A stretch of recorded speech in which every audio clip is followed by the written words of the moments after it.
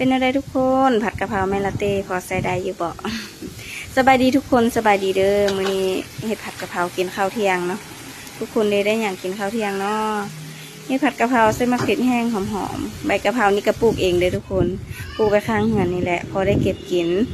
พอบ่ได้ซื้อเพิ่นเนาะยุ่งข้าวยากมากแพงอะไรปลูกได้บ่ลำบากเฮาก็ปลูกเฮ็ดแบบง่ายๆเฮ็ดแบบไวๆเนาะเพราะว่าลาเต้ยังบ่ได้นอนได้นี่นะ